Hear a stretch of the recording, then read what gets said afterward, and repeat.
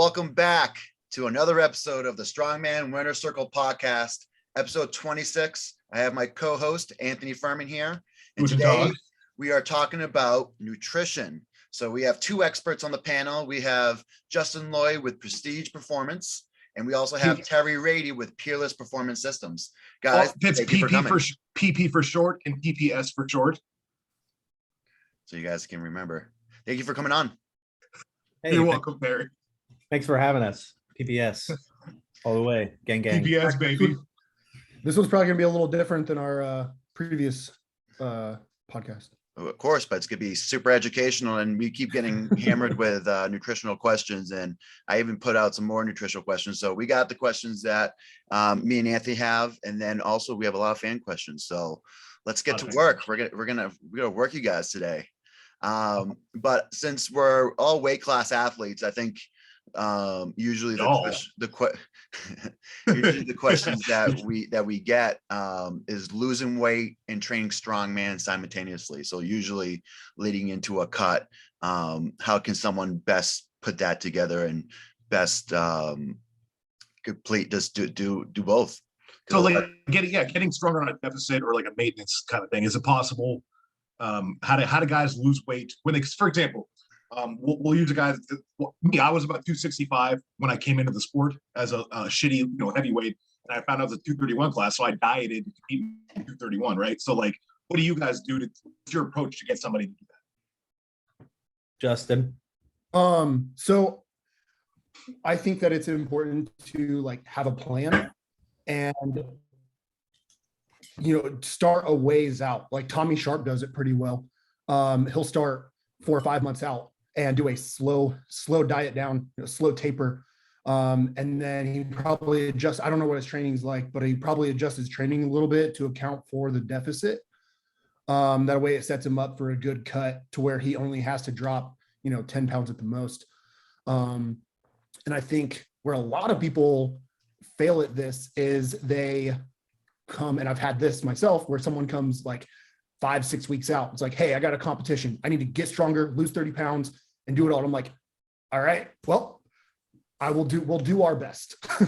But you need to have a plan, and you need to understand that it's going to be a slower process of dieting down. So the farther out you can see it, and if you have competitions planned out, just like those people that just want to do all this, get stronger, diet down, built like Mike O'Connor, stuff like that, like, and they want to and then they're just jumping in competitions all the time. It makes it very hard to make any, long-term progress.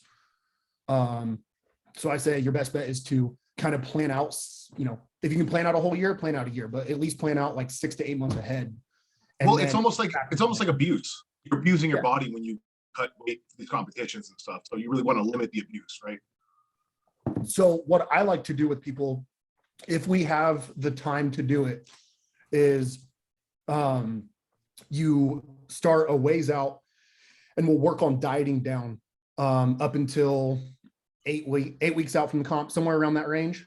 And then start to go into a little bit of a maintenance, and then slowly start to bump the calories up, increasing protein, increasing carbs, kind of playing with the fats, so that you're able to take in as much calories as possible without gaining weight. You may fluctuate a little bit more, but for the most part, you're going to stay right there at that weight that you're at, and you're set up for a really good weight cut. And then you're only cutting down, you're only having to cut, 10 pounds, maybe less. And in that case, most of the time, you don't need to sweat. I like it. Terry, before you answer your question, tell the viewers what you're eating right now, since we're on a nutrition podcast and we're all about food. 2 omega eggs, 60 grams of chicken thighs, and a half cup of grits. Ooh, interesting. Now, what's this for? Is this your normal breakfast? It's my breakfast when I train early. I digest the grits pretty quick. It's an easy carb source. I have training here in the next hour and a half. So I like to have a little something in my belly. But if I eat too much and drink too much coffee or something, especially Camby, I'm sure you can attest to this with years of wrestling and stuff. When you have too much in the gut and you go into the room and you're grappling with somebody, it really can end up in a bad day. grappling, a lot of visits to the trash can to throw up if you have too much in your gut. So just something really quick and easy to digest. I digest, like for me personally, I digest eggs, the fat source from eggs a little bit quicker than I do like chicken thigh fat and other sources of fat. So it's easy to like balance out my protein with eggs, but it's the only time I really ever eat eggs. Let me peel back a layer to that. So tell the people, how do you know that you digest egg fats quicker than like chicken thigh fat? Dude, after so many years of doing this, you can just kind of feel when it's sitting in your gut. I would say years of doing strongman and getting up to 255, 260. Like you guys remember when I was that big, and it's like, you just have a feeling whenever you're in training versus that's one thing. As you progress, what I was going to say with my answer, as you progress in your career as a strength athlete, people always think in inches. And they don't understand that this is a long game. I was talking to Travis Luter, who's my grappling coach. I want to be so good at jujitsu, but he has, and I'm going to miss a week because we're going back home for the wedding and stuff. And he's like, a week off isn't a big deal. You have to think in miles versus inches, and that's kind of what you'll get to in the later parts of your strength career. Is you'll start to understand how your body reacts to certain foods. Everybody digests foods differently. We all digest it the same, but we digest different foods in different ways in terms of like length of time it spends in your gut. In eggs, eggs digest with me a little bit quicker, and they don't, trigger any gut issues and stuff like that. Because I have, if I don't eat a ton of fermented foods, I have gut issues from years of just oral steroids and eating tons of food and gaining weight and training so hard. So I have to, years of doing that, I can kind of tell when I need to eat certain foods in relation to when my training is and what's going to bother me the least with my training. So that's pretty good. You peeled back a couple layers there. That's good stuff. I'm like an onion, man. But again, though, what's the big idea scheduling your guys' weddings on the same weekend? So Justin's been married longer than I have. This was just to see my friends and family, and celebrate with them, because obviously Kinsey and I eloped in Colorado and we wanted to celebrate with our friends and family, and Justin hates me. So he decided to schedule his wedding reception with his family and stuff 4 years later. The same weekend I scheduled mine. Justin's save the date got to me before yours too. Damn. It's not that big of a deal. We're like, you're hurting your friends. You're tearing your friends apart, guys. No, we should just combine. Kinsey and I don't care. Like, we want to see everybody, but like, you don't come. We know, like, you guys are our friends. It's not that deep. Like, it's so weird that people approach marriage as this thing that is for other people. And it's like, we got married. Like, we don't care if you guys come. Like, this is for us. If you want to come hang out and eat food, cool, whatever. All right. Well, I appreciate that. It takes a little bit of anxiety. Don't want to drive to Lafayette. Cool.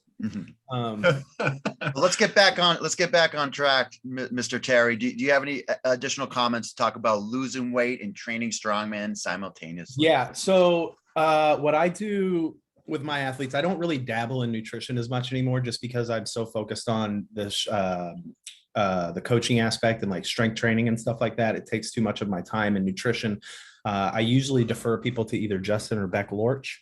But in my history of doing this, when I would intake a client, I have to really approach and see what their weaknesses are. So if I have a client that is slow, they're statically strong, but they don't have any speed, and they want to cut and they want to do all this stuff.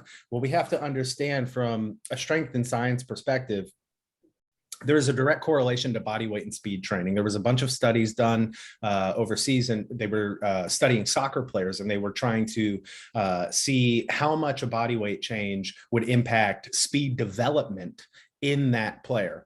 And they were saying, if you want to increase speed in an athlete, you need to have them as light as possible to where they're at like a maintenance phase and they're not losing any strength, so you can develop their speed before you gain weight. So if you have someone that's trying to bulk up or something, but they're slow, it would be better for that athlete to stay at a lighter weight and develop speed before you add body mass onto that athlete, and not the other way around. So, I understand that people have this perspective of, oh, I need to gain weight, I need to get bigger, I need to do this for strongman XYZ. And they need to understand that if you look at Furman, if you look at Camby, if you look at me, if you look at Justin, Dan, all of these great athletes, we never really gained weight until it was time to gain weight. You know what I'm saying? Like after a couple years in our off season, okay, the weights are getting heavier. I need to put on, maybe 5 to 7 pounds. And it's like, people think gaining weight is this dramatic, oh, I got to gain 10, 15, 20 pounds.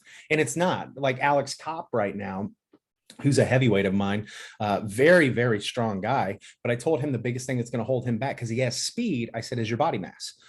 So he's been gaining weight. And I told him, I said, Alex, you're like 272. I said, if you can get to like 285, you would that's what, 12, 13 pounds. That's what, about 5% of his body mass. That's enough to where it would have a dramatic increase on his static strength. So, I would say to all the people listening, if you're in that area where you're like, all right, I'm a little slow, I'm a little sluggish, cut it back a little bit. Find your maintenance calories, or to where you're maybe losing like a pound, pound and a half a week, and then work on developing your speed. And then when you can get, as a 105, if you can get a 800-pound yoke in roughly 7 to 9 seconds, then start adding weight. Yeah, that's a very, very good point. That's a very good point. I can just say from my personal experience, I think I might be the one here that's kind of done the gamut the most of weight from light to heavy. When I went heavy, man, I tell you, my speed dropped. I got stronger, a lot stronger, but it just inherently, everything got stiffer. It's harder to move. It just is. So I was very blessed that I had that background, that athletic speed background. I carried over a little bit, but I definitely noticed a discernible difference. I'm sure you even did from 200 to 231. Oh my God, dude. My speed was, yeah, I was always really fast, but going from 200 to, I would say it was 200 to 217. When I hit about 217, which was World's Strongest Man 2000, was that 17 the year we all did it together? Clayton won. Yeah. That was probably the show I felt the best, but that was the show that I kind of realized, all right, I got to put on a little bit more weight. Because 217, like, obviously, that was my whole thing screwing with you guys, was eating at the scales and, trying to get in your head. You can't screw this guy with that. You didn't back then, though. Yeah. Hey, Anthony, when you gained all that weight, did someone follow you around with a tuba and play? Dude, in my head, like, I walk like that. I walk with the feet out, like the waddle, like my hips are misaligned all the time. All right, let's move on. So in the off season, what do you guys consider a proper bulk? Do you guys believe in dirty bulking, or is there a proper way to bulk? Harry, you can take this one first. Oh, okay. Yeah, so I wouldn't call it I don't believe anything's really a dirty bulk. I think that there are just a couple rules you need to follow. For me, it was, my go-to bulk food was 1 cup that was 8 ounces of milk and 4 ounces of half and half or full cream.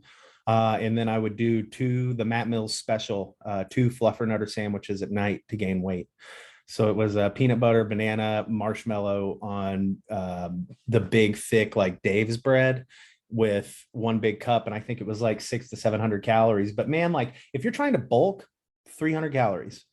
Just find your maintenance, bump it up 300. You'll gain about like a pound a week, a pound and a half, and you really don't need to gain any more than that. If you're gaining, 3 to 5 pounds a week, that is going to come back and bite you in the ass within 2 to 3 weeks. You're going to feel good, and then you're going to start feeling sluggish. Your sleep's going to decline. You're going to start recovering poorly. Mass moves mass, but not everybody can have the Wes Claiborne diet. You guys know what I'm talking about. Oh, yeah. I'm pretty sure every time he buys a Little Debbie, they just give him another stock, a share. He needs to get sponsored by them. Yeah, he does. Yeah, he does. Go ahead, Justin. Yeah, so I don't think you really need to do like a dirty bulk and just increasing calories and stuff, but I think it depends on the person too. Like Tyler Pruitt is a good example. We struggle with putting weight on him, and I mean, he's eaten I think there, when he was between going to clashes, we were up around on average like 5,000 calories, a little more. And he's like, well, I just lost 5 pounds, and he got down. I think there for a time after he did like 2 clashes back to back, he dropped down to like the 220s. And finally I'm like, because we were just trying to, eat more. And I'm like, fine, screw it. We're going to do what I did to put on weight. And I was having him eat, a lot more pasta, crush a pizza once a week, and eat some cheesecake before bed, every night. And finally he's up, I think he's up to about 250 now. Now we're going to try to maintain that and lean out and really, work from there. 250. Yeah, we got him. Well, so Justin's been having a meeting. I've been having on just like hypertrophy work only, basically. So he's been putting on some size. Good Lord. He's got a little jiggly belly now. What was he at Clash? What do you weigh at Clash? At Hilton Head. Oh, he didn't compete. He didn't make it. I know, but he was there. What did he weigh? He was there, probably he was about like 230s, I'd say. Really? Yeah, Dude, 230. I thought he was like 210, 215. He didn't look that big. He's tall. Yeah, I But get it. now he's thick.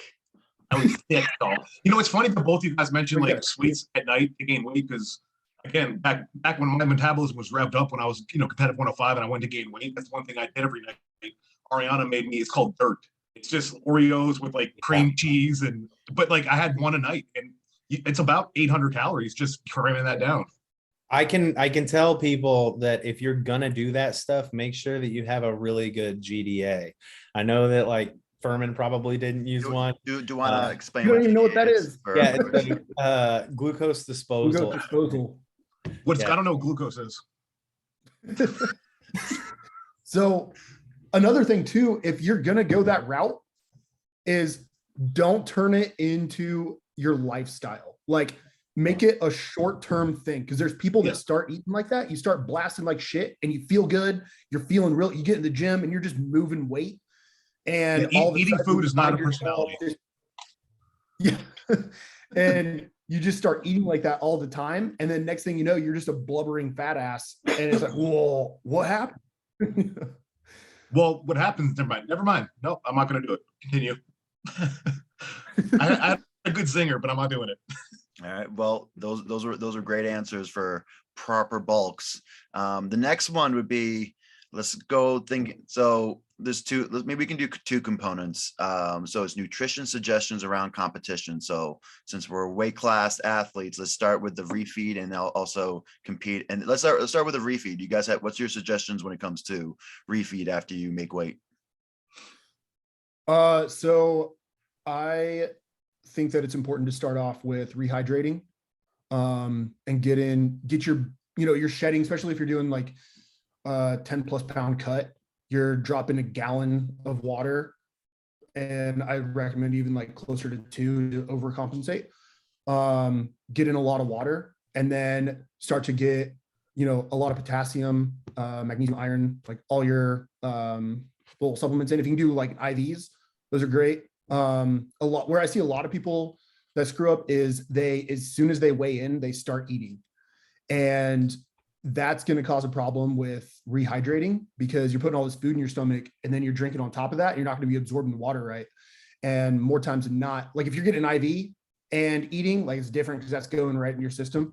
But if you can watch those people that start to eat right away and then like watch them compete, and they're not going to do well. And then you do that and get a lot of carbs in. Everybody says like, keep the fats out, keep the fats really low. I say get, a norm, your normal amount of fats. If you're eating, 50 to 70 grams a day, get that in, because you have fats in your normal diet and you need those to function properly and stuff. That, and then also like a good amount of iron. I say like eat a couple steaks or something before, later in the day, stuff like that. Like it. How about you, Mr. Terry, on the refeed? I mean, he's spot on, but my big secret was diluted apple cider vinegar. So I would do my cut, and then the first thing is I would drink a Pedialyte or a water, like sip it, try and get one Pedialyte down. And then I would drink an 8-ounce glass of water with diluted apple cider vinegar, like 3 teaspoons or tablespoons. So what's happening whenever we do these big water cuts and these big cuts is our gut bacteria, the thing that's everything that's responsible for digesting food takes a huge hit. We don't have a lot of blood in our gut at the time. Our gut has shrank. So we need to make sure that our body is operating as efficiently as possible. So we get our Pedialyte in, we get some potassium and sodium, get our electrolytes going. And then we add in just a little bit of apple cider vinegar, just something fermented that's naturally occurring that's going to help increase the digestion time for food overall. So you'll be able to get in more food. It'll digest easier and you'll have less gut response issues when you're actually eating your food. And you'll be, it's apple cider vinegar is the key. It's a big secret. You mentioned gut health, like how the bacteria, it can be affected by the cuts and all that. Here's a question. Could you, entirely hypothetical, before you start your diet and your cut, could you take some poop that you pooped out that has all that healthy bacteria and then put it back in there after the cut? It's not like blood doping. Only if it's the spice. I think you should try it. I think you should try it at OSG though. Yeah, Furman, you should try it. My own poop back up my butt. Yeah, if anybody eats their own shit, it's you. I eat shit quite often, Terry. That's an astute observation. Because you need apple cider vinegar because your gut's all jacked up from years of living off of McDonald's and Burger King. Not Burger King so much. McDonald's. He didn't deny McDonald's or Taco Bell. Like McDonald's and Taco Bell, body by Furman. Hey, man, but stay away from Burger King. That shit's gross. They don't use real meat. All right, so let's just talk about nutrition on game day, or if it's like a OSG or spread across 3 days, if you have a competition spread across 2 days, what are you thinking about in terms of food in between events, before and after competition? I was never a big eater. I would do mainly fluids. I would use light salt, which for those of you that don't know, it's just a mixture of potassium citrate and sodium. I would do little palmfuls of that, glucose tabs and trail mix, and maybe like half of a peanut butter and honey sandwich. And then I would just save my eating for after the show. When I'm competing, I don't really like to have a full gut. I don't like to feel like I have something sitting in my belly. So I would try to eat like slow digesting fats and small amounts of them. A lot of people think carbs, you got to have the chicken and rice and all this stuff. It's just too much. That's too much for me. Personally, I would get, I would shoot my glucose back up by using glucose tabs. And then I would focus on salt and potassium just to keep my electrolytes high. And then a lot of fluid, and then just really easy digesting fats that like are concentrated. You see what I'm saying? Like we can get fats from French fries that's this much food versus fats from almonds that's like this much food. And it's just sitting in the gut. It's slow digesting. It's giving you a little bit of energy throughout the day. And then just save the real food for later in the day. All right. I like to do a mix of heroin and I like to do a mix of Gatorade powder, some protein powder and salt, and just sip on that throughout the day. And then I always find, especially like OSG is a longer comp, because I don't really I'm not big on eating during either, but I do notice like later, like those longer day comps, I will start to get hungry in the last, towards that last event or whatever. So I'll have something night, it's time to eat. Something that I can do. Yeah, right. So I like to do like Uncrustables because they're easy for me to eat, and they're like you're not eating a shit ton of food, but it's just Terry, like a little bit. Eat a dick. Uncrustables are the bomb. You go, Justin. I do. Yeah, guys, let our expert finish his. Yeah, Terry, rant. quit interrupting him. Hi, Tiffany. Hi, Tiff. Hi, Tiff.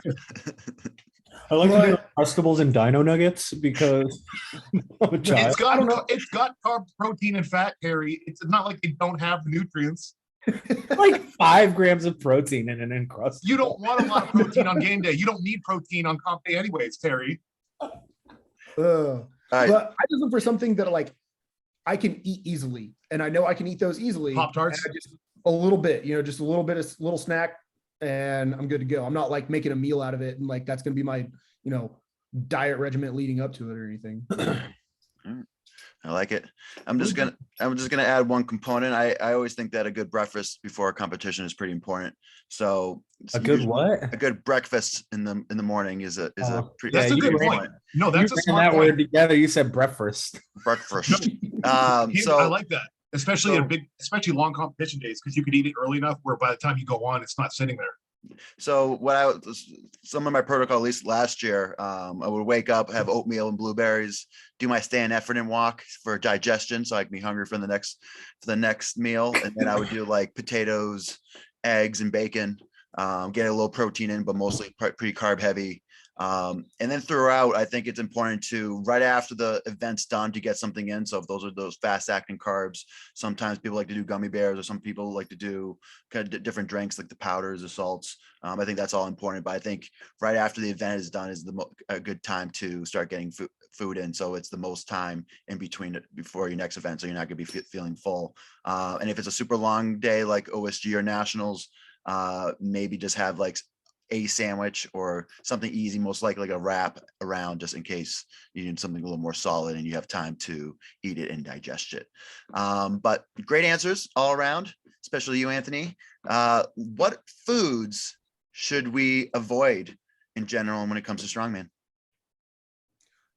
I'll see myself anything- out.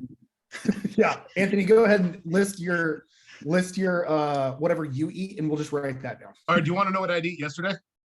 Yeah. I went to Dunkin' Donuts and I had the sausage biscuit breakfast. And then I hopped on the road to drive to Masters Clash. And I was like, oh, I need some protein. So I got 20 McNuggets from McDonald's. I had 3 energy drinks. And some edibles.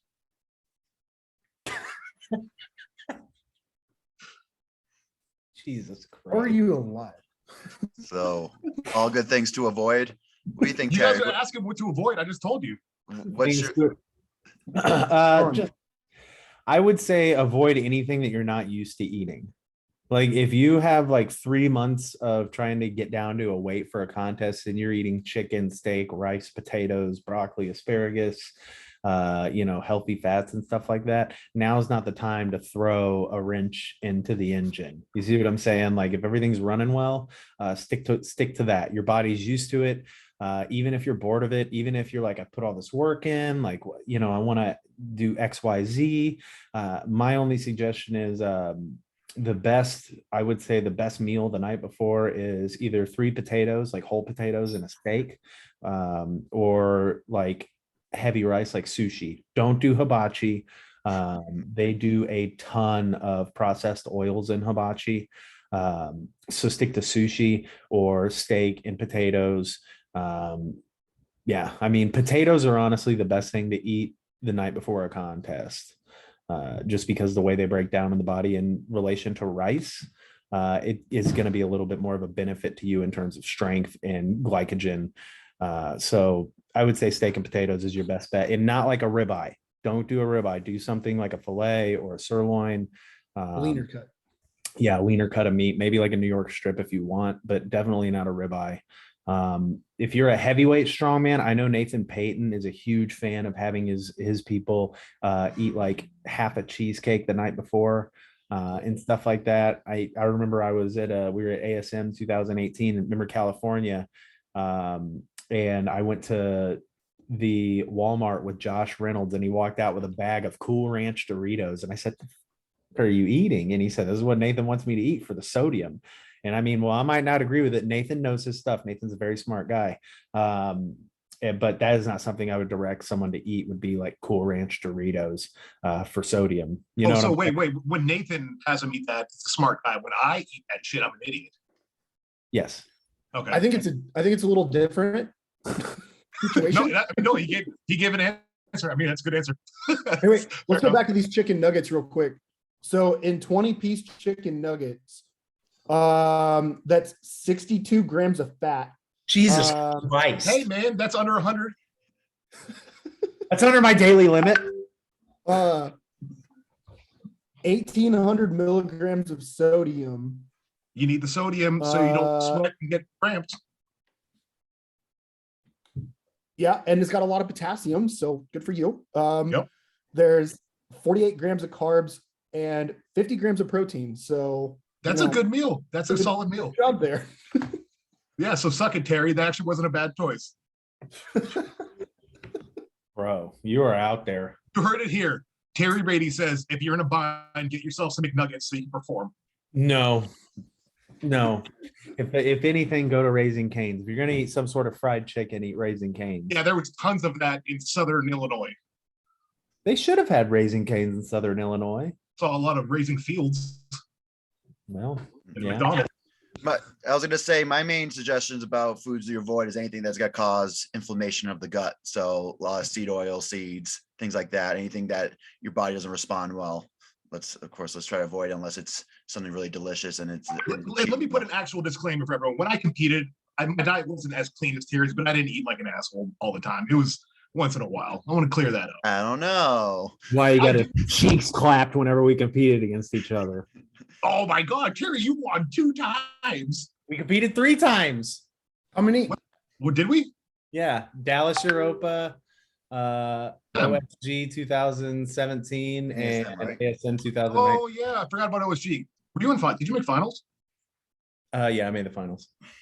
I got 7th that year, I think. You got That's right. You were 6. the only person worse at truck pull than me. Yes. Yeah. 6th. Anthony, I was how many also beat up- 217. Okay. It was my first 105 show. Oh, ain't no weight class in the jungle, Terry. There Hey, are. Hey, Justin Lloyd, do you have any must-haves in your diets? Yeah. Morning health bomb. Ooh, tell us about it. Yeah, for everybody. So actually, Terry touched on this with gut health. And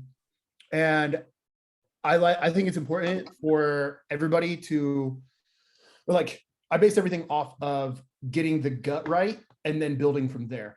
Because if you can have everything in your system and your stomach, functioning correctly, I think you can gain weight easy, you can lose weight easy, you can kind of do whatever you want a lot easier. And that comes from feeding your gut microbiome, making sure that you're not, keeping inflammation down, shit like that. So it's morning health bomb.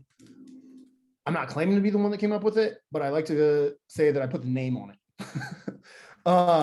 So anyway, it's raw cranberry juice, which is non-preserved, not from concentrate. It's a little more expensive. It honestly tastes like shit. And if you let it sit, and you got the right one, if you have it open for a couple days, and the taste will change, get a little more funky.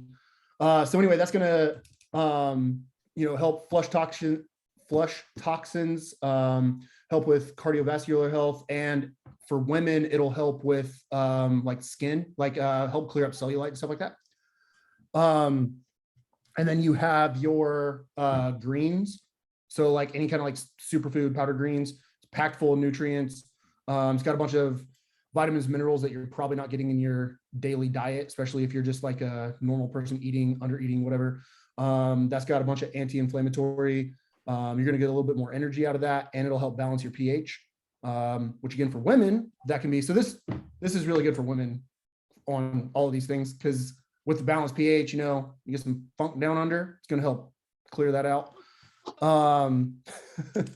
And then you have your beet powder, which is good for blood flow. It's going to help lower blood sugar and blood pressure. It has liver support, and it can help with erectile dysfunction because of the helping with blood flow. Hey, these are important things, Anthony. No, I'm not laughing at the majority of what you're saying. You said funk down under. Wow. The funk down under. Sounds Well, like no, that is the thing, because Sounds like It was a just so great casual. Australian band name. but a big thing is women, you get your pH out of balance, and then you can kind of, I guess, smell it. Yeah, Justin's it gonna can be a get little, it canceled. can be a little more smelly. So if you can balance your your acidity out, you're gonna be. We gotta cut this. We gotta cut this whole. Tiffany. She'll attest to it. And Hey. of course, you have your apple cider vinegar in there for with your vinegar to help feed your gut, help with your gut microbiome. It's going to help with fermenting and keeping everything like Terry said. With But I didn't know any of that. So that's No, that that's I great honestly, I information. didn't know any of the reasoning behind it, Justin. So yeah, no, I don't just say do it because it tastes like shit.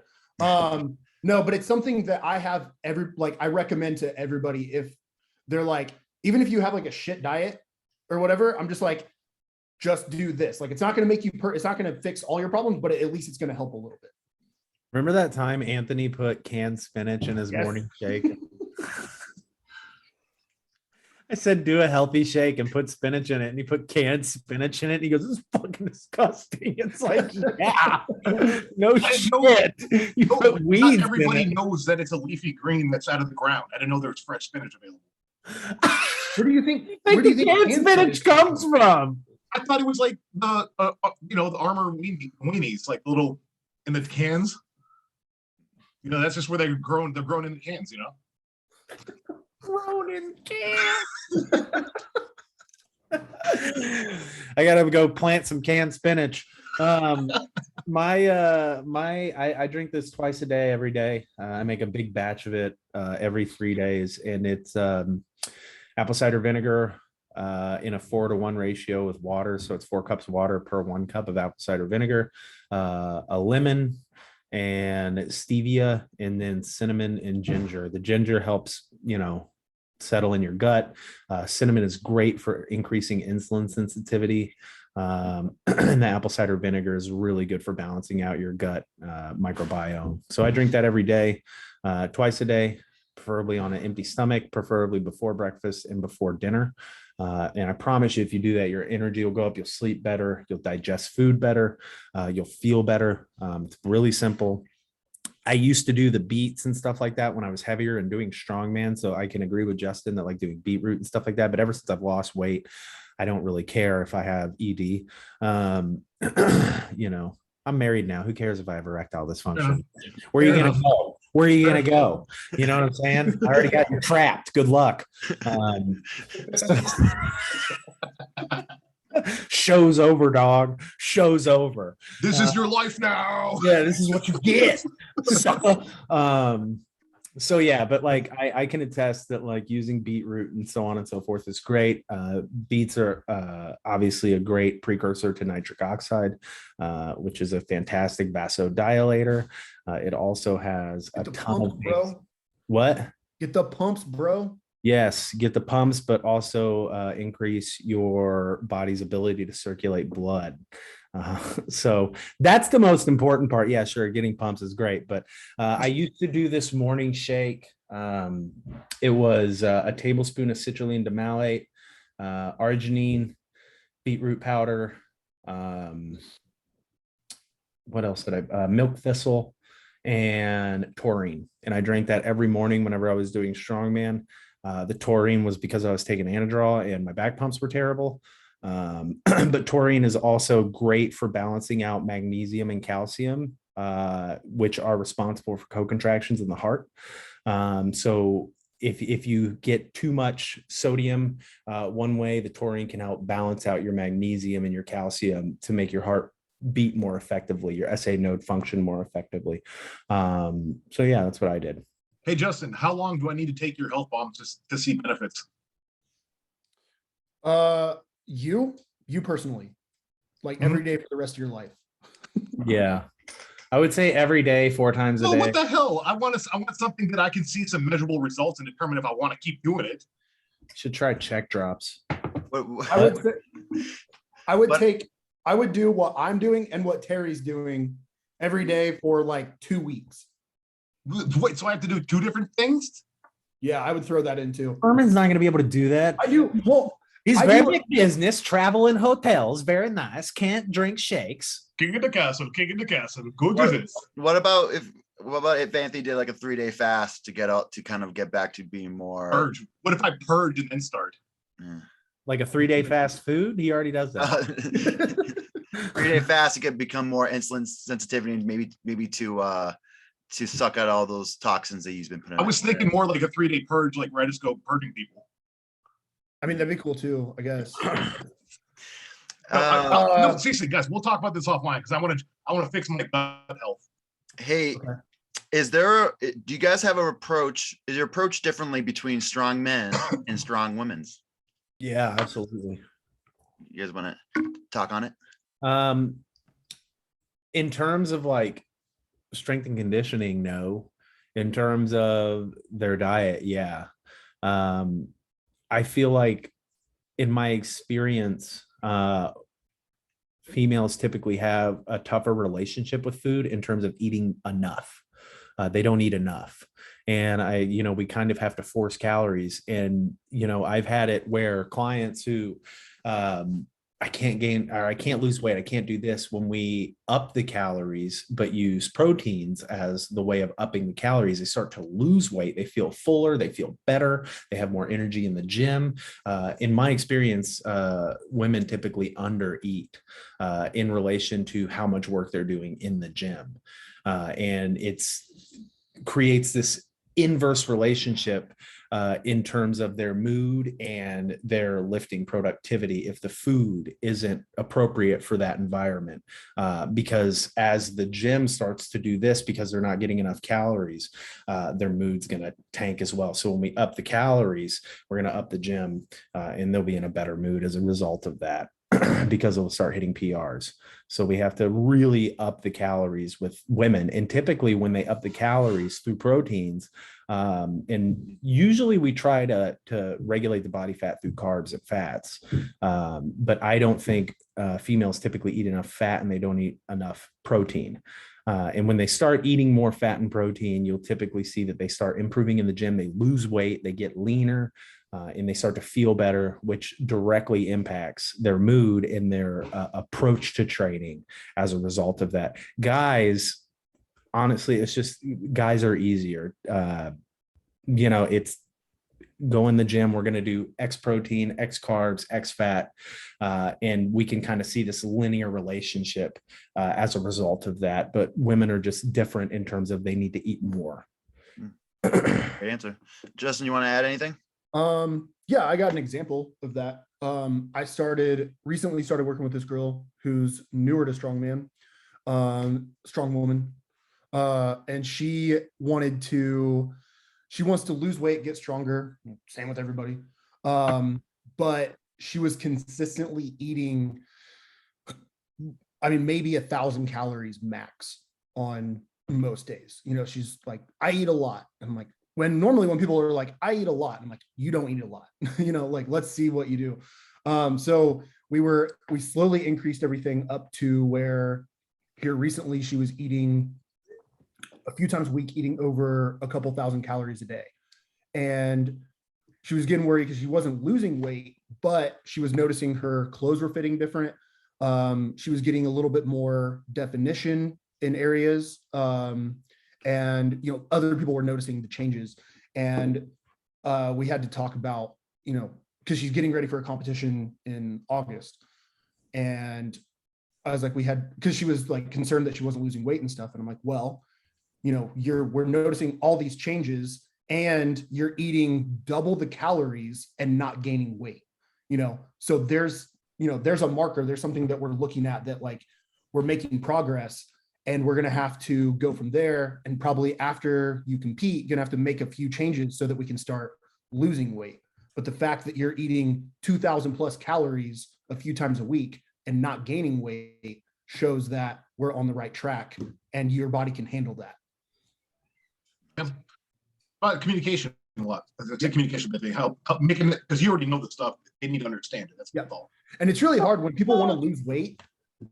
They get so hyper focused on that, and they just, they don't, if they look at like the scale is, detrimental for especially a lot of women, and they just look at the scale. It's like, I'm not losing weight. But you got to look at everything. You got to look at where you were And that's why I always go for like, we have to get your body working properly before we can start to make changes, which is, eating enough, fixing the gut, changing your diet and stuff like that. And then once we get where we can control it, then we can go in either direction. But you can't just, come in and, because I tell people all the time that like, when we first start, I'm like, I don't know. I was like, the first 3 weeks to a month, depending on how you react, I'm like, I don't know what's going to happen. You may gain 10 pounds, you may lose 10 pounds. We don't know. Like, some people like just right away, they're like, I lost 5 pounds. Like, cool. And then some people are like, well, I gained weight. And it's like, that's okay. Don't freak out, like, but we got to get you. It's a marathon. It's not a sprint. Yeah, exactly. People expect, thanks to social media, people expect instant gratification. And that's definitely not something you can achieve in a sport like this. I mean, Camby, you've been grinding at this sport for how long? Enough. 10 years. Long enough. Yeah. 10 years. Yeah. Yeah. I mean, Finally got a win. Kearney's been at this, what, 12 years, 13 years? He started, I think, like almost like three years before me. I think he started in 2009. Yeah, he's been going like 13 years. People, it's really funny whenever people look at Rob and then they're like, oh man, I want to be like him. It's like, do you have that much time? That's a long, that's a long. Do you have that much time, And who's probably spent the most time more than all of us is Novikov. He started when he was like 6. So yeah, but he was like bred to do this. So actually one of my questions for Terry was to talk about gut health, but we hit upon it so much, but I just want to use the anecdotal example. In 2019, I was working with Terry and Terry got me onto like bacteria pills, but really talked about the importance of gut health. So I'll mix in the bacteria pills. I'll mix in some kombucha. I think that's my big thing for kind of bacteria. I do have some apple cider vinegar, but I don't probably take it as much as I should have, but I am going to use that suggestions for my next weight cut.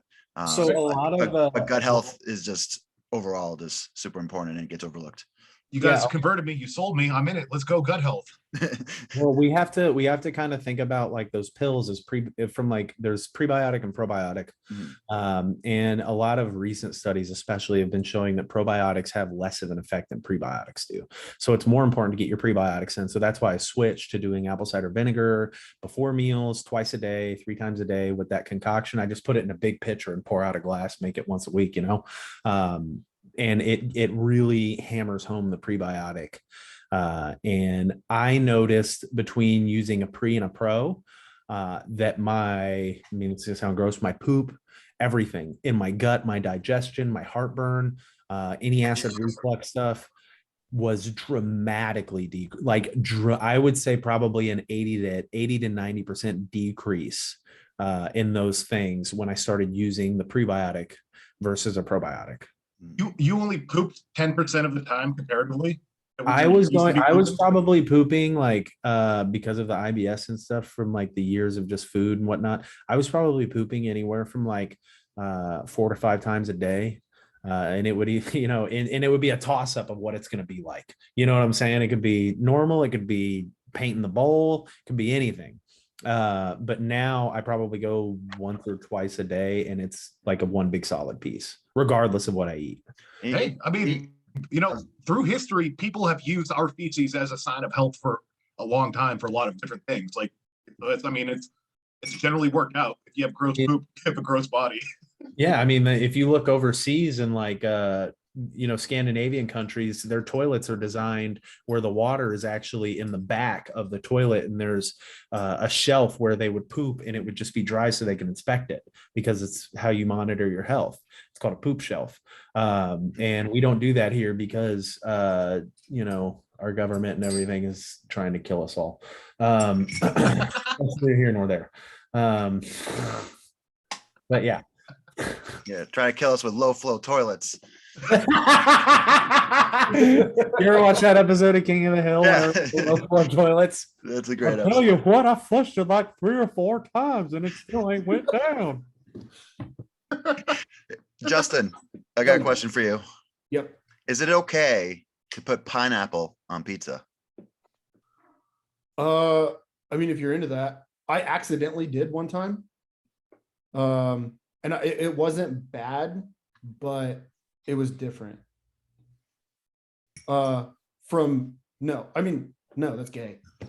But I mean, if you're into it, I ate pineapple can't say that. one time and it turned me gay. I tell you what, no, I agree. I think the pineapple pizza was like the first attack on America by liberals. Interesting. Well, thank you guys for your answer. Anthony, before I get to the fan questions, you guys are still good for another 10, 15 minutes? Yeah, absolutely. All right, Anthony, you have a question? Yeah, guys. So my big thing is, as we've seen the sport grow, expand the past 5 years specifically, I've noticed, anecdotally, I've noticed seeming increase on athletes, just people coming to the sport that have autoimmune deficiencies or, diabetes, whether it's type 1 or 2, right? As a coach, nutrition coach specifically, have you come across a lot of these? And if so, how do you, general broad stroke, because I know it's very specific situationally, the broad stroke, is it making it more difficult? Are you able to adjust? Like, how's it been going? So I actually have some anecdotal, going back to what I was saying about the government's trying to kill everybody. I had a client who has celiacs. She can't eat, gluten. She gets horrible. I mean, like I've seen photos. She gets hives, like broken out just from eating bread. And she went to Spain for a vacation with her husband and ate tons of bread while she was over there and had zero issues with her celiac disease. So I would say if you're living in the United States and you're having some sort of autoimmune deficiency, whether it's celiacs or IBS or any diabetes, whatever it is, I would say that you need to stick to the things that you can control in your diet the easiest. And that is your carbs, which would be potatoes. I don't see potatoes giving anybody issues really. Sweet, Yukons, reds, whatever. And I would stick to really lean protein sources. Again, I don't steer people, like if you like to eat ribeyes, that's great. But I am not a huge fan of like heavy animal fats. I know that, that's probably going to make Anthony Deal and all the alpha males mad. But I really don't like a ton of high animal fats. I prefer to do avocado. It's a great source of protein, great source of fiber. And if I personally have too much animal fats, and if some of my clients that have autoimmune issues have too much animal fats, I notice that their performance dwindles as a result of that. I notice they get a little slower, they get a little sluggish, especially when we're trying to, because the relationships of carbs and fats are really what we're trying to look at. And that's how you're going to put on excess body fat. And if we're putting on excess body fat, you're going to get slower. As a result, your performance is going to decrease as a result. So I'm not a huge fan of overcompensation of animal fats. I think they take too long to digest. And when we're trying to put on weight, digestion is key. So if that's taking too long to digest, that's just hindering how much food you can eat in the day. So I stick to potatoes, sometimes rice. Rice is, lately I've been trying to really get away from rice, but it's cheap and easy. So I do low animal fats. I keep my fats in avocados, avocado oil, no seed oils. Does avocado oil even count as a seed oil? I don't think It has a seed, doesn't it? But It does have a seed, but I use the but avocado. the fat comes from the meat. I guess even mammals have seed. yeah. So I stick to avocado oils. Butter is good. I don't mind butter, but I typically try to stay away. I hardly know her. Yeah, Jesus Christ. I try to stay away from animal fats and saturated fats. I typically try to stick to poly and monos. So I use fish oils and avocado oils. I'm a huge fan. It's expensive. I'm a huge fan of algae oil just because it's got such a high amount of monounsaturated fats. What are you, a dolphin? What? What are you, a dolphin eating algae? Like a nerd? Dolphins don't eat algae, Furman. I'm joking, obviously. Did you really think I thought you were a dolphin? Maybe. I don't, dude. You eat mushrooms now. I don't know what you think anymore. First off, mushrooms are the only other thing goes on pizza besides pepperoni. You're not wrong. Mushrooms are delicious on pizza. But yeah, stick to this is just my personal preference, what I tell my clients to do. I always felt shitty whenever I did high animal fats. If I'm doing like a bunch of animal fats, I'm limiting the amount of carbs I'm eating as a result of that. Saturated fats and carbs are where you really run into issues. Mhm. All right. Good. Justin, you What want to about, add yeah, anything? what about you, Justin? Yeah, so I think it's important to understand where, like, what's triggering your autoimmune, which could become from like an antibody test or something, because most of that is your body creating antibodies to attack whatever is causing the problem. A lot of that's and then that creates inflammation and shit like that. So if it's something with, if it's like celiac or something, you can do small amounts of the tissues that are being attacked. So if like your intestines are being attacked by antibodies, you could eat something that has intestines. So like small amount, like a little bit of sausage or something like that. Normally the casing's intestine and stuff. So those antibodies are going to go after those. If it's like something with your liver, you could take a liver supplement, stuff like that, that those antibodies are going to be attacking the tissues from the liver supplement, and then over time decreasing the amount of antibodies that are being produced that's causing you the issue. Not saying that it's going to do away with the issue, but it will decrease that. And it's also because like and I think that's more of looking at like the cause of the problem and not just going after the symptoms, which is what a lot of medications do. It's like everybody, you go to the doctor and they got this and they just give you medications, but it's just masking the issue. You're not actually trying to figure out what the problem is and mitigate the issue. So Justin, be careful saying that. You're going to get us censored by the government here. This podcast is going to go on their no-fly list. Are you saying that we need to be primals, Justin? We need to just eat liver and be primals? raw liver, fucking squeeze a duck for the fat. Fresh squeezed duck. Oh man. No, With maple syrup. I've got some maple syrup and some fresh squeezed duck. My primals. I sucked it right out of the tree. I love the liver. I know. I think it's important if you have those issues. I think it's important to at least go through the process to find out what is causing it, like what antibodies are being produced to cause that. Because whenever most of those problems are caused by some stressor event, and that could be a food. So you could, limit foods, dairies, your meats, stuff like that, and find out, like what's triggering that, things like that, and then get it narrowed down. So at least you can know how to handle it. Like people that are lactose intolerant, like they're aware, but it's like, you know what? Fuck it. I'm going to have milk, or I'm going to eat ice cream. Like they're aware, but they just dive in, Yeah. Dude, So I hate intolerant people. I know. Fucking. All right, you guys ready for some fan questions? Yeah, go ahead. Yeah. Well, we'll try it. So since we're getting close on time, we'll try to hammer them out. We're rapid fire. Let's go, boys. But when I sent out the questionnaire, the only person that messaged me was McKeegan. McKeegan says, "Why is it so common in the USA, especially for people to cut insane amount of weight instead of staying close to the weight category?" Because they're insecure about their strength at heavier weights. Mass moves mass, boy. There's the answer. I mean, really, that's what it is inherently. I think they're just insecure about competing against bigger dudes, so they want to do big weight cuts. When I competed at 105, I think I cut for one show and it was like 4 pounds. I never had to cut. You guys know that. I always kind of weighed at Yeah, but also, I mean, you have to look at where you came from and what you had to do just to gain weight to fill out the 231 class. Yeah, but I competed. Everyone's different though. I competed as a heavyweight too. I ain't never scared.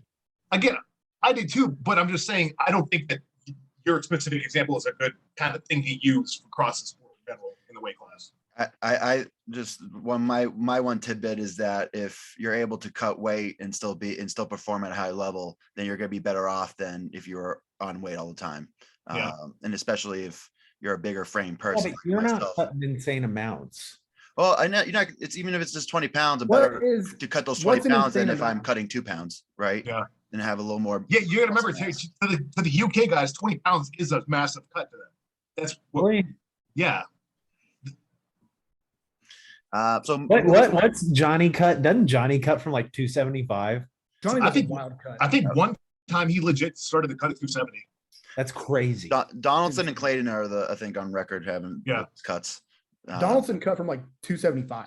Yeah, and it's all in his head. That's the craziest part. Like he doesn't actually weigh, but his head's is so so thick, it's just like massive. the scale says it. And then he's like this one, and he's like, yeah, I was cutting and just, like got cut, This is what it is, man. Get cut from my cheeks, All right, let's move on. What is the proper amount of fats to take in? Do you guys do like a ratio? Do you guys do like a 50, 30, 10% split, 40, 40, 20 in terms of protein, carbs, and fats? What do Depends how guys you suggest? roll it, but I it usually do depends. like 2 grams per. All right, Yeah. 2 grams per what? I said it depends how you roll it, but I usually do 2 grams. No, I mean, hold on. What was the question? What's the proper amount of fats to take in? And let's just say for strength athletes. I do that. That is completely dependent on your carb intake for the day. There's the answer. If I have people on a higher carb diet, like right now, leading up to competition, I have people on a lot higher carbs, a lot higher protein. So for the most part, they're on lower fats.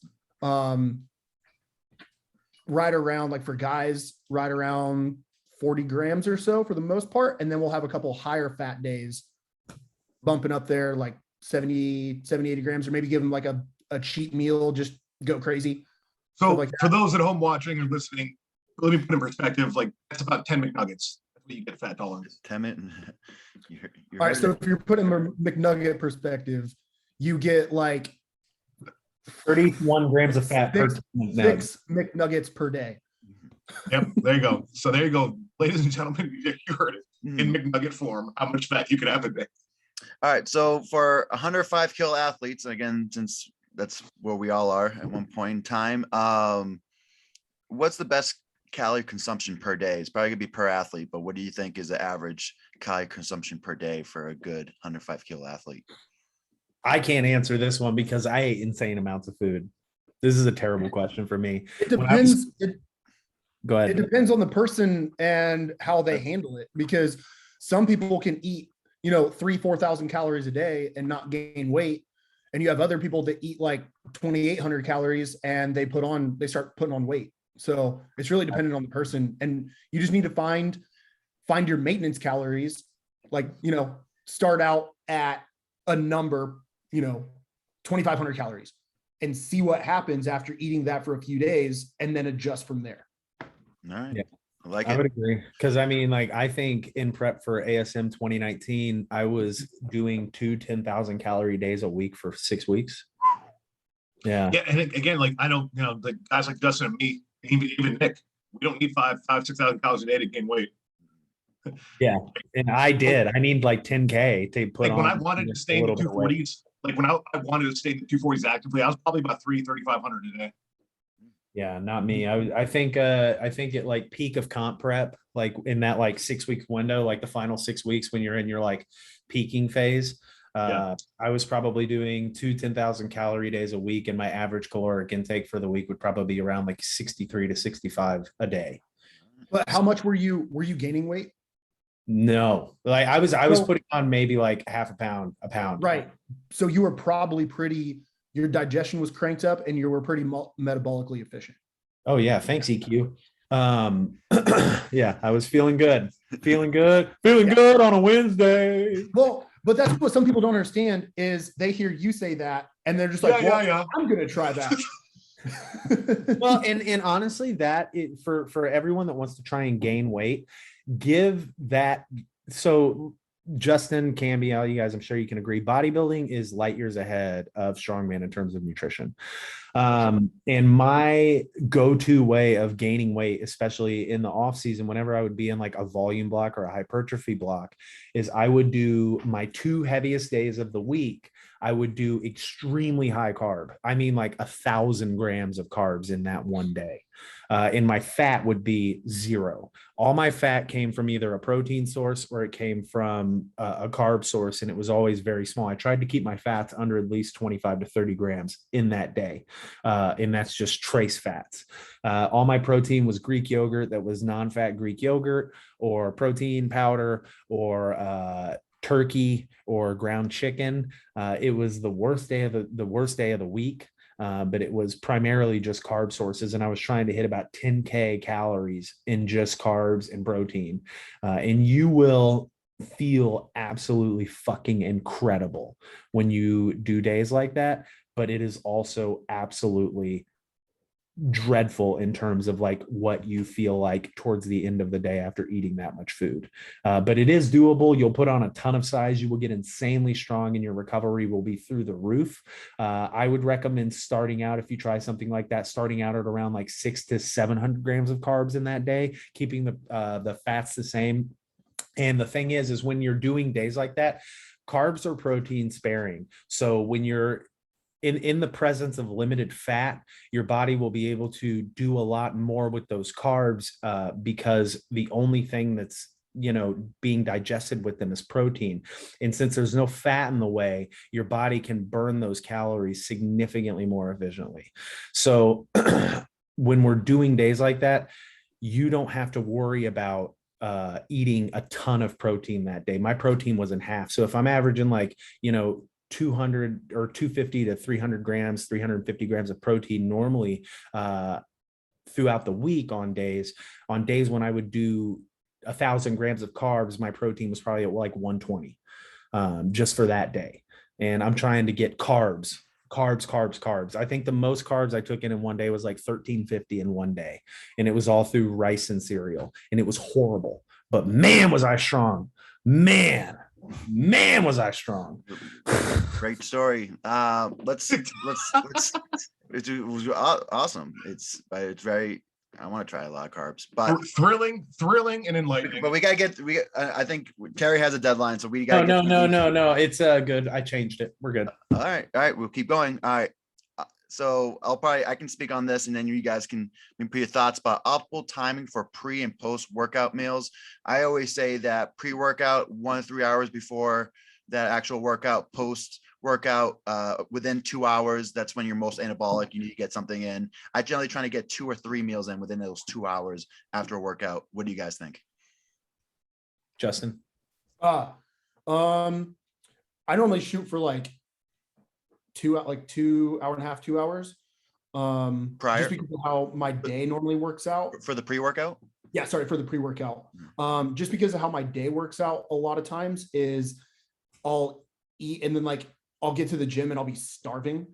So I'll try to eat a little bit closer to my workout. It doesn't really affect me much. I don't try to go I'll try a really low fat meal, a lot more carbs, stuff like that. And then post-workout, I'll normally do a shake right away with some carbs, protein, salt, glutamine, stuff like that. And then try to have at least 2 meals post-training before I go to bed. Awesome. It depended on the day for me. If it was a press day, I would typically follow that schedule, Camby. If it was a lower body day where I had a lot of moving events, I would eat a lot of carbs, like an hour and a half, 2 hours before, but that's it. I would do a little bit of protein and a lot of carbs, no fat. If it's a press day, I would do a little bit more fat, lower, moderate carbs and moderate protein. And then if it was just a straight up leg day with squats, I would do moderate protein, a little bit of fat, and moderate carbs. But if I'm moving, if I'm going to be doing events and stuff like that, I just personally didn't feel good if I had a big meal before doing all that. I typically want to feel lighter on my feet if I'm doing moving events, and then I will make it up on the back end after training, like you were saying, within 30 minutes to probably an hour and a half post training. I'll try to get in roughly so those moving days, the moving event days, or when I would do those 10,000 calorie days, the heaviest days of the week, my deadlift and my moving day. So when I would do that moving day, 30 minutes to an hour and a half post training, I would try to get in 40% of my carbs for that day. So I'm trying to take in 400 to 500 grams of carbs for that day, limited amounts of protein, maybe 40 to 60 grams of protein and no fat. So my solution for that was I would eat an entire box of Rice Krispie cereal. Excellent. One whole box. I was always a fan of the same thing. Real carb heavy. I didn't like having a lot of food in my stomach. Yeah. Training. You feel I did a lot of carb cycling too. The higher carb days, lower carb days, lower days higher card days generally, and like medium card. Max Pippa actually went over, taught me a lot of this stuff. Max is arguably one of the greatest minds in like strength sports, and people don't know who he is. I picked his brain to help me get in Titan game shape when I was all fucking ripped up, like 8-pack. Yeah, and yeah, he taught me so much. It was amazing. Yeah, didn't I give you that suggestion? I said you should hit up Max for that. Yeah, dude. And literally in 2 months, he took me from a strongman to like what I look like for Titan. It was fucking nuts. Yeah, and people listening to this, you will never find him. Nope, and you don't deserve him. Never find, and you don't deserve it. Yeah, nobody deserves Max Pippa anymore. Yeah, Max came out. He got his 105 pro card when he was 19 years old at the Dallas Europa in 2014, and then I believe he retired, got in the military, was a captain in the military, lieutenant, whatever, and lived in Alaska. Had a wife and kids, decided to come back and do one strongman show, wanted to qualify for OSG randomly in 2000. What was that? 2018? 2017. 2017. Yeah, 2017. Yeah. Came out of retirement, did one show at OSG and got second. Yeah, they won. Me and him took a picture because we were both active duty, and they put it on the U.S. Army what the fuck moments. And all anybody said was like, "What's their runtime? And do they pass height and weight?" I was like, "Oh." And the weird thing is like Max would. Max is like I did too back then. I did. I ran a 14-minute 2 mile for most of my career until my knee went out. Where'd your knee go? It just took a vacation. So that original question came from Fast Gun Tommy Sharp. So hopefully that was a good question for you, Tommy. My friend Chris O'Shea asks, is Crab Rangoon anabolic? Yes. Yes. Of course. Absolutely. What do you mean? Hold on. It depends on the shape of the Crab Rangoon. If it's the little triangles, no. If it's the way, doesn't he like the 6 points, 5 points? It's got to be the one that's like a flower. 4 to 6 points. All right. That's your answer, Chris O'Shea. Quick suggestions on cutting 5 to 10 pounds before a meet. Take a big poop. Yeah, this is a pretty good poop. Cut salt and water. Yeah, dude. Honestly, Justin, you don't. If you're cutting 5 to 6 pounds, I don't even think you need to cut salt and water. No, if you're cutting 5 to 6 pounds, you stop drinking water at 5 o'clock the night before weigh-ins. Just go to bed and wake up and weigh in. Yeah, It depends. Take a big shit, go to bed. Like, cut the creek. I always err on the side of caution for people who retain water a lot more than others. I don't think people retain water. I think a lot of it's up here, and they're not fully doing what they're supposed to be. In my experience with working with people, is like they honestly don't get what you're saying, telling them to do, and they fucked it up a little bit. Like they hold water in their head. Yeah. Personally, I think it's about the mana. It's about drive. It's about power. You got to stay hungry, devour. If you don't have the mana, don't even, Moana. That's a good. I love Moana. It's the mana. You ignorant. All right. What you don't like Moana? Why? Because it's a princess. It's not white. Oh my god. All right. Next question. So, should someone vary their protein sources more or less? Should someone marry them? Should they vary their protein sources more or less? So should they mix up their no. Find what you like and stick to it. All right. Like it. When cutting for a comp, is it best to do a slower cut of 6 weeks or the week of? Depends on how much weight you got to lose. What do you want to do? I always depending on what's a comfortable water cut for you, usually you want to diet to that water cut weight. So I'll use myself as an example. If I'm 258 on the off season, if I want to cut to a show 2 weeks out, my goal is to be around 250. So I would do that slow cut up to. I'd say if you're anything under 250, you just do. You guys listen to Camby, because I've seen Camby learn the damn hard way about how to cut right. 2018. I'll never forget that year. I was scared for you. Thank you. I was scared for myself. Anybody remember when Sean DeMarinis had to get wheelchaired into the scale in North Carolina? No, I missed that one. Oh, I just saw a picture of him. He's special. I remember for the Dallas Europa, the one that Camby bailed on. I remember the Dallas Europa. I had to room with Sean, and he was cutting weight, and he was in the bathroom and he came out and laid on the hotel room floor and his muscles were just twitching all over. And he's like, I don't think I'm going to be able to make it. And in my mind, I was like, I'm going to finally be able to beat this SOB. He fucking beat us. And then he came out and fucking was like, And then he came out and destroyed us. Dude, he is the only person I know that can cut weight, almost die while doing it, and then show up the next day like nothing happened. Yeah. And what did he press? 385 log that day? Yeah, because that's all he had to do to win. Yeah, he was like, I guess I'll go for the record. And like he cleaned it, was like, man. Like, yeah. Dude, he carried the Conan. Oh, he carried the Conan's wheel the right way, unlike Furman. And because Furman three steps.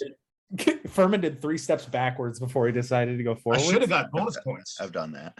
Yeah. So Sean carried the freaking Conan's wheel. I grinded on this thing. And then Sean carries it literally a foot past me. A foot, 1 foot. 1 foot, dropped it, and then looked at me and smiled. I have never wanted to punch someone in the face so hard in my life. But yeah, that was crazy, man. That was less than a year post the quad explosion. That was a year out from his quad rupture. That was crazy. All right, moving on. When cutting, is too much protein bad for you? Yes. Why? It could cause kidney issues. You could really screw your kidneys up if you eat too much protein. You need to find, like we talk about, get your blood work done. Blood work is not the be all end all indicator like people think it is. If somebody says, oh yeah, your blood work looks good, that means nothing. It's a good indicator. It's a good tool, but it is not the be all end all. I've seen plenty of people who had fantastic EGFRs in like the 90s who end up on dialysis a year later. It's not the be all end all, but it is a good indicator, and too much protein can cause kidney issues. Not everyone's the same. If somebody says they're taking in 350 grams of protein every day, that's their body. They are not your body. Your body is something different. Be wary. I usually tell people a pound to 1.2 pounds of protein per pound of body weight is lean body weight is the perfect recipe.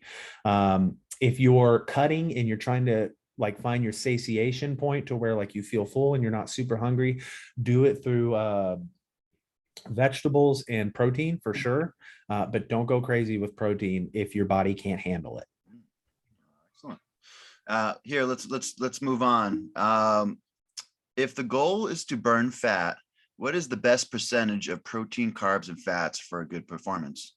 Justin, you want to take this one? It's like the same question 4 times. Again, it depends on you. Yeah. And I know these. Okay, let's sum up a lot of these questions. And this is going to sound like a stupid answer, but seriously, it depends on you and what works for you. What diet works for Anthony isn't going to work for Camby, because Camby's not going to eat at fast food 4 times a day, but I can't afford 4 times a day. But you got to find, start with a baseline of, whatever a caloric intake is, break that up into your proteins, carbs, and fats. Do like a gram per pound of protein, and then, break up your fats and carbs with the rest of them and kind of play with it from there. Maybe try out a little bit higher carb, lower fat for a while. If that's not working, go a little higher fat, lower carb, and just kind of trial and error it. Because that's what a lot of it comes down to, is trial and error and what works best for you and what you can sustain long-term, or, what's going to give you the best results, instead of like a lot of people do like the cool fad diets and they get all these like short-term results, and then they go back to what they were doing, and then they go back and try it again and it doesn't work, so you got to figure out what's best and what something you can manage.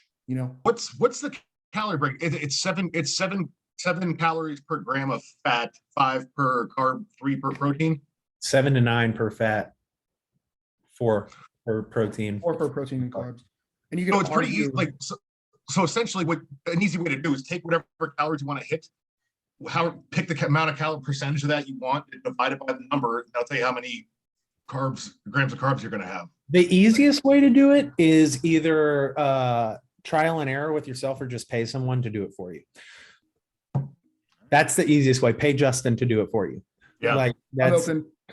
yeah. Yeah. That, And it really you does. guys, and you can pick these guys' brains. I mean, that's part of the coaching thing. You can learn from them.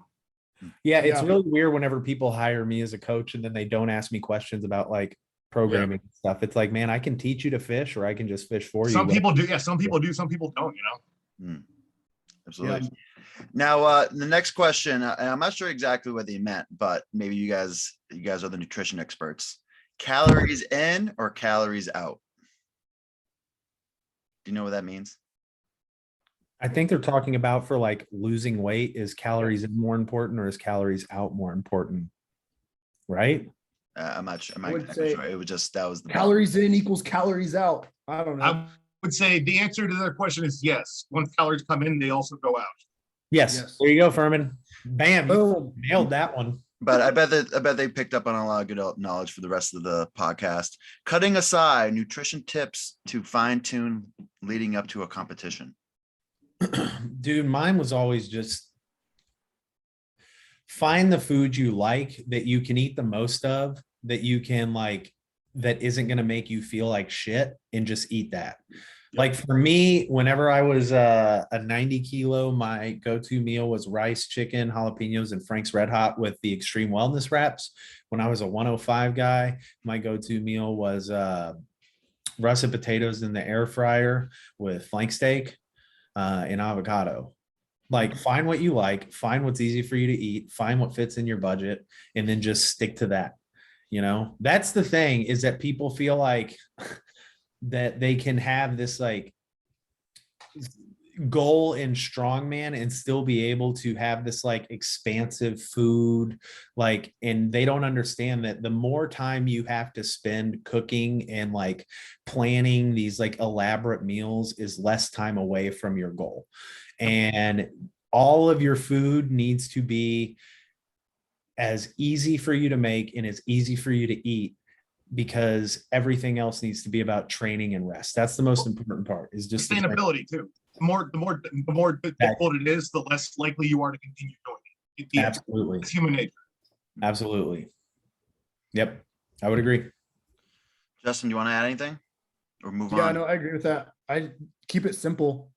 Don't try to get crazy with it. Like keep Keep it those. simple, stupid. Hurts Yeah. my feelings every God time. damn it. Sorry, I had the office quote right there.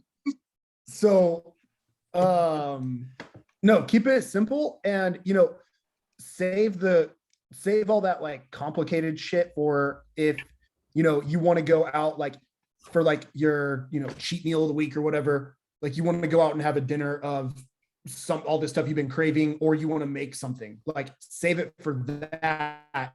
And then everything else, just what you can eat a lot of and what doesn't fuck you up. All right. Yeah. Awesome. Moving on. Highest protein recovery food.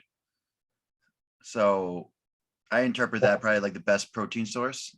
Pork.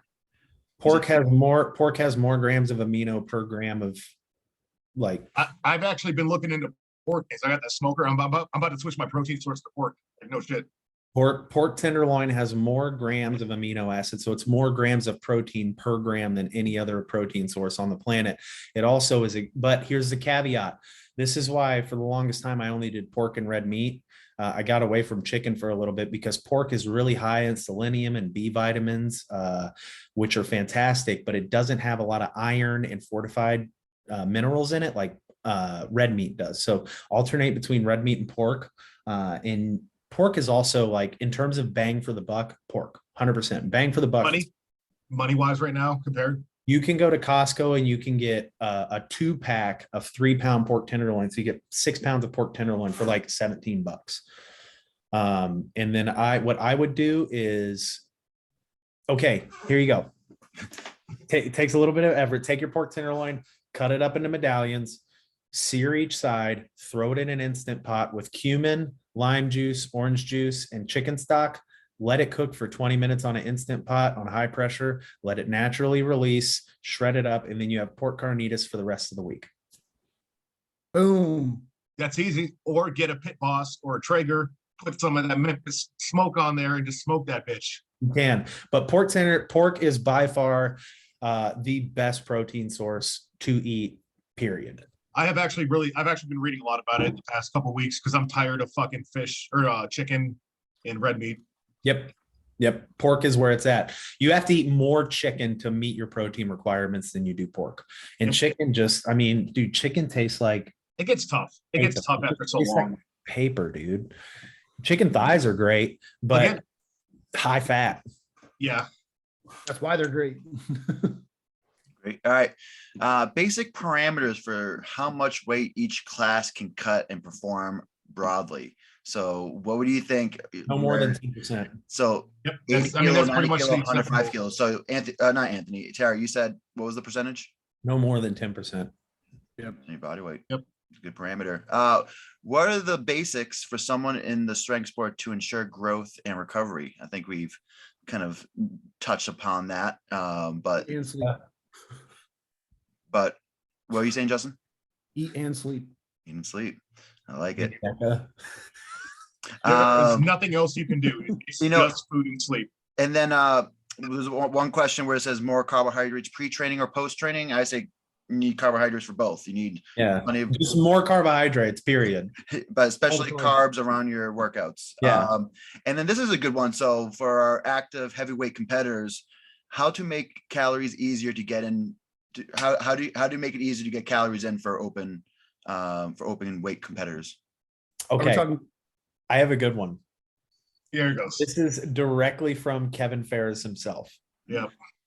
It is 16 ounces of almond milk, 2 of the frozen Kodiak cake waffles, 2 scoops of protein powder, 2 tablespoons of almond butter, and you blend that SOB up with cinnamon, and then you drink it. Yep, I was gonna bring up Kevin's too. Kevin is so good at gaining weight. Yeah. So good at gaining weight. Because it's all quality weight. Yeah, and he looks uncomfortable as shit while doing it. Justin, anything to add? Yeah, I would agree with that. That sounds really good, actually. You can also add, like, if you're like eating big bowls of rice and potatoes and shit, you can add some dextrose to it. Make you salivate a little more, make it easier to eat. You're going to start digesting it faster. All those things. So that'll really help. Brian Shaw did that. Brian Shaw looks unhappy when he's eating. Like, I hate forcing myself to eat all the time. It's really a job. I mean, after doing it for so long, nice impression. Was it? At 1 out of 10, you're gonna see him later, so you show him the video. You just sounded like a sad Jew. Yeah, that's a. But you ever seen that video where he's like, "Oh, I gotta eat all this food." I just like it whenever I like it when he does like. I like it when he does his eating videos and then the camera gets real close on him. You can see sweat and he's like, "Yeah, guys, I'm just like trying to eat this 7-foot burrito." Like, imagine having to eat like that for like 15 years or however long he's been doing this, though. Oh, dude, I don't think people ever like. I remember watching Brian Shaw before he won his first World's Strongest Man title, and like that was like old. Remember whenever he went on his tirade about how he like people are using steroids, this is bullshit, and like people don't remember how like compared to now tiny Brian was. He's double the size. He's grown twice the size. Tripled the size. Yeah. Brian like was lean and tall. He's and a basketball player. He was a power forward center. That's what he was, you know? Yeah, like it's Then he discovered what steroids were, and it was all uphill from there. Whoa, you can't say that. We're gonna have to cut that, Dustin. What? Whoa. I don't know. That's my truth, man. I'm just saying shit. Yeah, everybody knows that Thor and Shaw are naughty.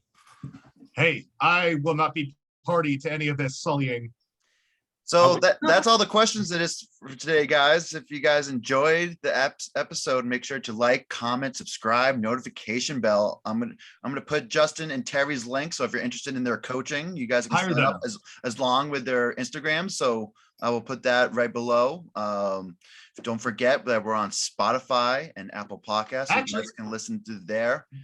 And Justin, yo, hey, can I hire you as my nutrition coach right now? Sure. Wow. Boom. Let's Wow, work that together, baby. sounded so enthusiastic. Sale right there. No, because the last time you were like, hey, help me with my diet. You're like, I was It like, okay. worked. And I give you macros and you gave me zero feedback. I posted the selfie. I hate I that. posted the selfie. I lost weight. That was, yeah, like fucking 6 months later. I was just guessing. I was like, Okay, I don't know. Okay. No, All right, no. how about this? How about this? I promise I will be more responsive this time and give you actual feedback. Are you going to complain a lot? No, not to you. Okay, that's He fine. said no, not to you. So for people that have coaches, feedback is important. If they don't give them feedback, they don't know what to coach on and what to improve and what to take out and what to put in. Yes. So the more feedback, the more information, the better the Then you can results. just have me as a coach where I'm autistic, and then you give me feedback via my spreadsheet, and then you try to tell me something over the phone, and I'm like, if you say this to me, I will not remember it unless you write it down for me to see. I mean, that's good. I don't think you gotta be autistic for that. That's just tough to do when you have in general. Yeah, that is the worst. Whenever they're like, yeah, so I told you all that stuff, you don't remember? No, there's 85 of you. No, I do not.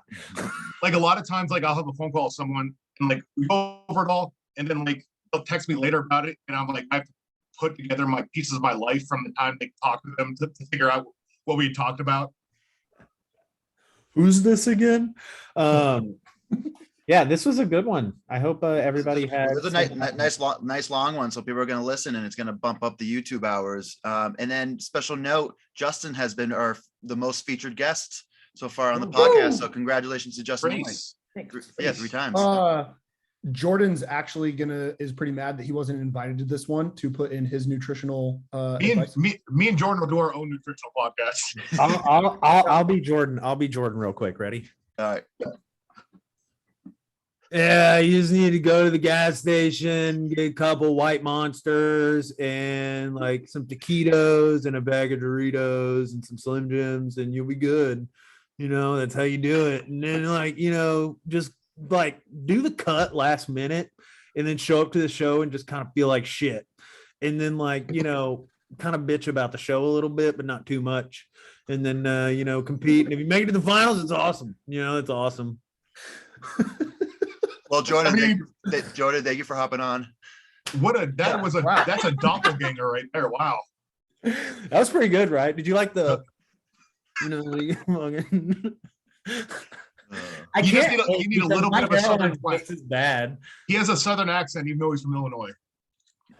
Just gotta hang out by. Like, I would go to the rules meeting, but it's like I've done these events before, so like I'm not gonna go. I'm just gonna hang out by the pool. There it is. Awesome. But guys, don't forget, tell your friends about this episode, and I hope you guys can take a few pieces and indicate into or input it into your nutrition. And until next time, stay strong.